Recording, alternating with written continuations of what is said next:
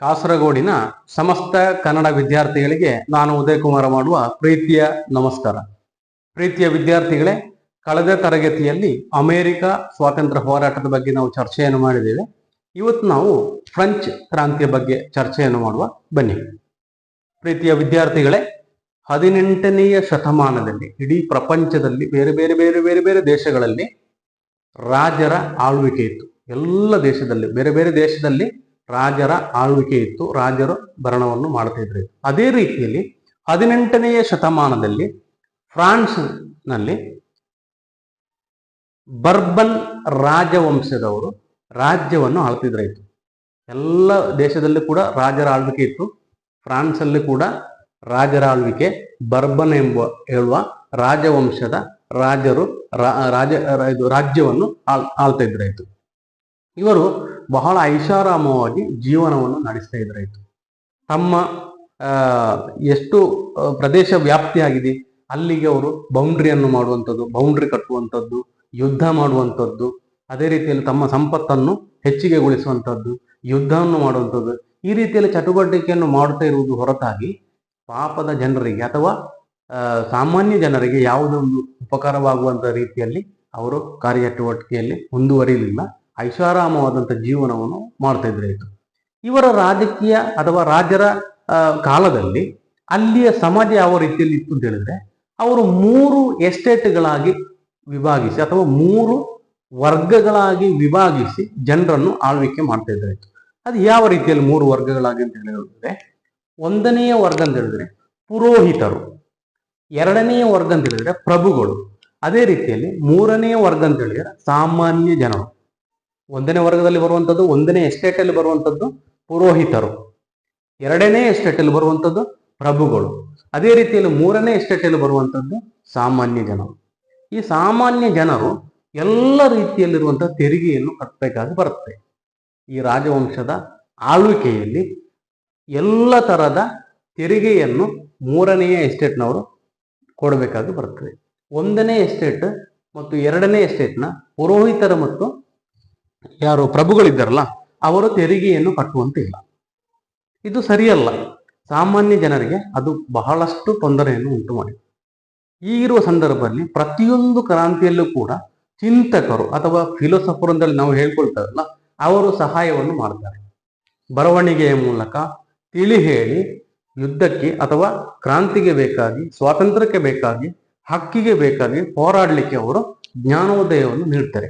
ಅದೇ ರೀತಿಯಲ್ಲಿ ಫ್ರಾನ್ಸಿನ ಜನತೆಗೆ ಅವರ ಬೆಳಕಿಗೆ ಬೇಕಾಗಿ ಪ್ರಧಾನವಾಗಿ 3 ಫಿಲೋಸಫರ್ ಅಂದ್ರೆ ತತ್ವಚಿಂತಕರು ಸಹಾಯವನ್ನು ಮಾಡಿದ್ದಾರೆ. ಯಾರೆಲ್ಲ ಎಂಬುದಾಗಿ ನಾವು ನೋಡ್ಕೊಳ್ಳೋಣ. 1ನೇದಾಗಿ ರೂಸೋ, 2ನೇದಾಗಿ ವಾಲ್ಟೇರ್, 3ನೇದು ಮೊಂಟೆಸ್ಕ್ಯೂ. ಈ 3 ತತ್ವಚಿಂತಕರು ಜನಸಾಮಾನ್ಯರಿಗೆ ತಿಳಿ ಹೇಳ್ತಾರೆ. ಹುಟ್ಟಿದ ವ್ಯಕ್ತಿಗೆ ಸ್ವಾತಂತ್ರ್ಯವಿದೆ, ಹಕ್ಕಿದೆ, ಜೀವಿಸಲಿಕ್ಕಿರುವಂತಹ ಹಕ್ಕಿದೆ, ಕಾನೂನಿನ ಅಡಿಯಲ್ಲಿ ಎಲ್ಲರೂ ಕೂಡ ಸಮಾನರೆಂಬುದಾಗಿ ಪ್ರಚೋದನೆಯನ್ನು ನೀಡ್ತಾರೆ. ಪ್ರಚೋದನೆಯನ್ನು ನೀಡುವುದು ಮಾತ್ರವಲ್ಲ, ಪ್ರಚೋದನೆ ರೀತಿಯಲ್ಲಿರುವಂತಹ ವಾಕ್ಯವನ್ನು ಕೂಡ ಅವರು, ಘೋಷಣಾ ವಾಕ್ಯವನ್ನು ಕೂಡ ಅವರು ಹೊರಡಿಸ್ತಾರೆ. ಅದು ಯಾವುದು ಅಂತ ಹೇಳಿದ್ರೆ, ಪ್ರಧಾನವಾಗಿ 3 ಘೋಷಣಾ ವಾಕ್ಯಗಳನ್ನು ಅವರು ಹೇಳಿದ್ದಾರೆ. ಯಾವುದು ಅಂತ ಹೇಳಿದ್ರೆ, 1ನೇದಾಗಿ ಸ್ವಾತಂತ್ರ್ಯ, 2ನೆಯ ಘೋಷಣಾ ವಾಕ್ಯ ಸಮತ್ವ, 3ನೆಯ ಘೋಷಣಾ ವಾಕ್ಯ ಸಹೋದರತೆ. ಸ್ವಾತಂತ್ರ್ಯ, ಸಮತ್ವ, ಸಹೋದರತ್ವ, ಈ 3 ಘೋಷಣಾ ವಾಕ್ಯವನ್ನು ಸಾಮಾನ್ಯ ಜನರಿಗೆ ತಿಳಿಸಿ ಪ್ರಚೋದನೆಯನ್ನು ನೀಡಿ ಮುಂದೆ ಬರಲಿಕ್ಕೆ ಬೇಕಾಗಿ ಹೇಳ್ತಾರೆ. ಇದನ್ನೆಲ್ಲ ಇಟ್ಟುಕೊಂಡು ಅಲ್ಲಿ ಫ್ರಾನ್ಸ್ ಅಲ್ಲಿರುವ ಎಲ್ಲ ಜನರು ಕೂಡ ಒಗ್ಗಟ್ಟಾಗ್ತಾರೆ. ಒಟ್ಟಾಗಿ ಸೇರ್ಕೊಂಡು ರಾಜರಲ್ಲಿ ಕೇಳ್ಕೊಳ್ತಾರೆ. ಸಾಮಾನ್ಯ ಜನರಿಗೆ ಒಂದು ರೀತಿಯಲ್ಲಿರುವಂತಹ ಕಾನೂನು, ಪುರೋಹಿತರಿಗೆ, ಪ್ರಭುಗಳಿಗೆ ಇನ್ನೊಂದು ರೀತಿಯಲ್ಲಿರುವಂತಹ ಕಾನೂನುಗಳು ಸಲ್ಲದು, ಎಲ್ಲರೂ ಕೂಡ ಒಂದೇ ರೀತಿಯಲ್ಲಿರುವಂತಹ ಕಾನೂನುಗಳು ಬೇಕಂತ ಹೇಳುವಾಗ ರಾಜರು ಅದನ್ನು ತಿರಸ್ಕರಿಸ್ತಾರೆ.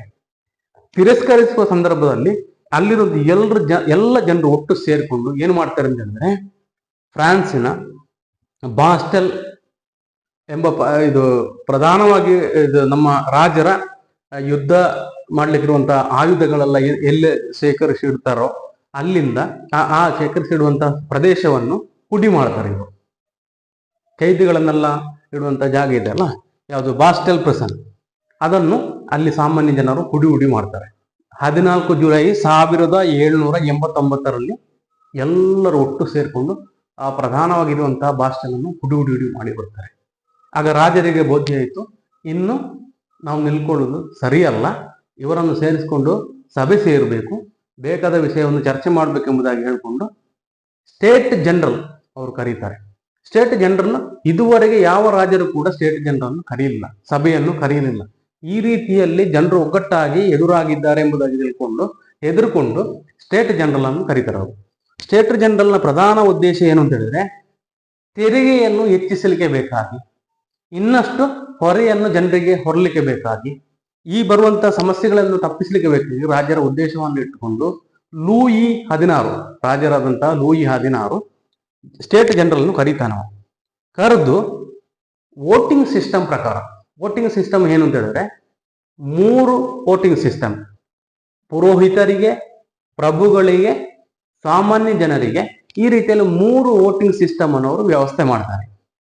ಇದರಲ್ಲಿ ಮೆಜಾರಿಟಿ ಹೇಗೆ ಯಾವ ರೀತಿಯಲ್ಲಿ ಬರ್ತದೆ ಅದಕ್ಕೆ ಹೊಂದಿಕೊಂಡು ನಾವು ಕಾನೂನನ್ನು ರೂಪಿಸ್ತೇವೆ. ಅದು ಸಾಮಾನ್ಯವಾಗಿ 3 ಪುರೋಹಿತರಲ್ಲಿ 3 ವರ್ಗದ ಜನರಲ್ಲಿ ಪುರೋಹಿತರು, ಪ್ರಭುಗಳು ಒಟ್ಟಿಗೆ ಸೇರಿದ್ರೆ ಅದು ಬಲವಾಗಿ ಮೆಜಾರಿಟಿ ಅಲ್ಲಿ ಬರ್ತದೆ. ಸಾಮಾನ್ಯ ಜನರಿಗೆ 1 ವೋಟ್ ಆಗಿ ಬರ್ತದೆ. ಇದನ್ನು ನಿಷೇಧಿಸ್ತಾರೆ ಸಾಮಾನ್ಯ ಜನರು, ಅದು ಸಾಧ್ಯವಿಲ್ಲ. ಪ್ರತಿಯೋರ್ವರಿಗೆ ಒಂದೊಂದು ವೋಟಿನಂತೆ ವ್ಯವಸ್ಥೆಯನ್ನು ಮಾಡಬೇಕೆಂಬುದಾಗಿ ಸಾಮಾನ್ಯ ಜನರು ಬೇಡಿಕೊಳ್ತಾರೆ. ಇದಕ್ಕೆ ರಾಜರು ಒಪ್ಪಿಕೊಳ್ಳದ ಸಂದರ್ಭದಲ್ಲಿ ಅವರು ಏನು ಮಾಡ್ತಾರೆ ಅಂದ್ರೆ, ಪ್ರತಿಯೊಬ್ಬರಿಗೂ ಕೂಡ ವೋಟಿನ ವ್ಯವಸ್ಥೆಯನ್ನು ಮಾಡಬೇಕು. ಪುರೋಹಿತರಿಗೆ 1 ವೋಟು, ಪ್ರಭುಗಳಿಗೆ 1 ವೋಟು, ಸಾಮಾನ್ಯ ಜನರಿಗೆ 1 ವೋಟನ್ನ ತರ ಅಲ್ಲ, ಪ್ರತಿಯೊಬ್ಬ ಜನರಿಗೂ ಕೂಡ, ಪ್ರತಿಯೊಬ್ಬನಿಗೂ ಕೂಡ ವೋಟಿನ ವ್ಯವಸ್ಥೆಯನ್ನು ಕಲ್ಪಿಸಬೇಕೆಂಬುದಾಗಿ ರಾಜರಲ್ಲಿ ಬೇಡಿಕೊಳ್ತಾರೆ. ಇದನ್ನು ಅವರು ಒಪ್ಪಿಕೊಳ್ಳದೇ ಇರುವಾಗ ಸಾಮಾನ್ಯ ಜನರೆಲ್ಲ ಒಟ್ಟು ಸೇರ್ಕೊಂಡು ಇನ್ನೊಂದು ಸಭೆಯನ್ನು ಸೇರ್ಲಿಕ್ಕೆ ಬೇಕಾಗಿ ಅವರು ರಾಜರಲ್ಲಿ ಬೇಡಿಕೊಳ್ತಾರೆ. ಈ ಸಂದರ್ಭದಲ್ಲಿ ರಾಜರು ಏನು ಮಾಡ್ತಾರೆ ಅಂತಂದ್ರೆ, ಅಸೆಂಬ್ಲಿಗೆ ಅಲ್ಲಿ ಸ್ಟೇಟ್ ಜನರಲ್ ಸಭೆಯನ್ನು ಕರೀತಾರಲ್ಲ, ಆ ಹಾಲಿಗೆ ಅವರು ಬೀಗ ಹಾಕ್ತಾರೆ. ಆ ಬೀಗ ಹಾಕುವ ಸಂದರ್ಭದಲ್ಲಿ ಈ ಬಾಕಿದ್ದ ಸಾಮಾನ್ಯ ಜನರೆಲ್ಲ ಒಟ್ಟು ಸೇರ್ಕೊಂಡು ಅಲ್ಲಿ ಹತ್ತಿರದಲ್ಲಿ ಇರುವಂತಹ ಟೆನ್ನಿಸ್ ಕೋರ್ಟಿಗೆ ಹೋಗ್ತಾರೆ. ಟೆನ್ನಿಸ್ ಕೋರ್ಟಿಗೆ ಹೋಗಿ ಅಲ್ಲಿ ಎಲ್ಲರೂ ಒಟ್ಟಿಗೆ ಸೇರ್ಕೊಂಡು ಅವ್ರು ಏನು ಮಾಡ್ತಾರೆ ಅಂತಂದ್ರೆ ಸಭೆಯನ್ನು ಮಾಡ್ತಾರೆ. ಅವರು ಸಾಮಾನ್ಯ ಜನರು ಎಲ್ಲ ಒಟ್ಟಿಗೆ ಸೇರ್ಕೊಂಡು ಸಭೆಯನ್ನು ಮಾಡ್ತಾರೆ.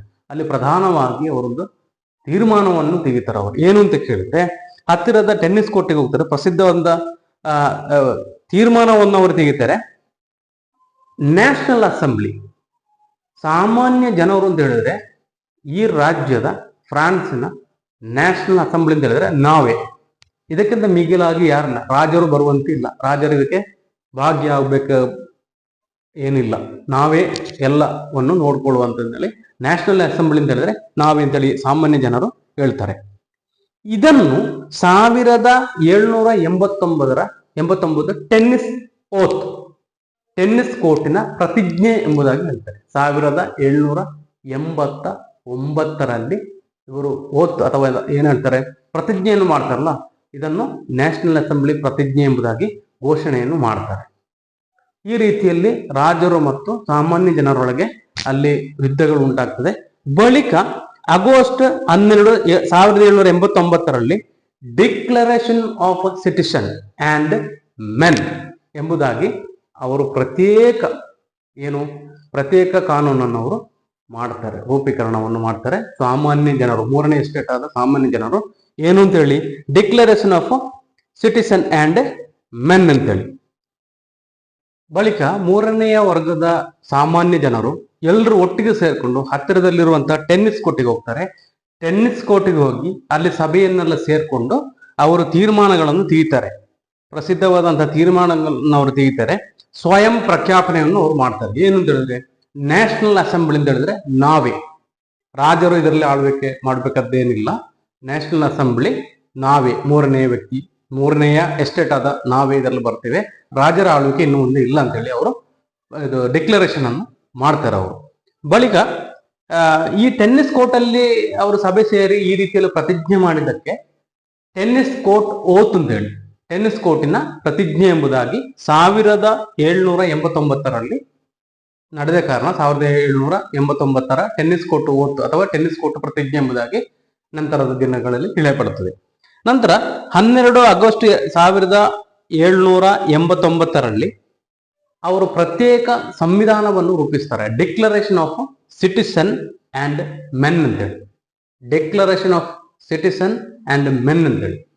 ಬಳಿಕ 1799ರಲ್ಲಿ ನೆಪೋಲಿಯನ್ ಬೋನಾಪಾರ್ಟ್ ರಾಜನಾಗಿ ಬಂದುಕೊಂಡು ಈ ಸಾಮಾನ್ಯ ಜನರಿಗೆ, ಅದೇ ರೀತಿಯಲ್ಲಿ ಫ್ರಾನ್ಸಲ್ಲಿರುವ ಎಲ್ಲ ಜನರಿಗೆ ಒಂದೇ ರೀತಿಯಲ್ಲಿರುವಂತಹ ಕಾನೂನನ್ನು ತಂದುಕೊಂಡು ಉತ್ತಮ ರೀತಿಯ ಜೀವನವನ್ನು ನಡೆಸಲಿಕ್ಕೆ ಬೇಕಾಗಿರುವ ವ್ಯವಸ್ಥೆಯನ್ನು ಕಲ್ಪಿಸ್ತೇನೆ. ಬಳಿಕ ಸುಮಾರು ವರ್ಷದ ಬಳಿಕ ಬ್ರಿಟನ್ನ ಆಳ್ವಿಕೆಯಿಂದಾಗಿ, ಬ್ರಿಟನ್ನ ಆಕ್ರಮಣದಿಂದಾಗಿ ನೆಪೋಲಿಯನ್ ಬೋನಪಾರ್ಟ್ ಸಾವನ್ನಪ್ಪುತ್ತಾನೆ.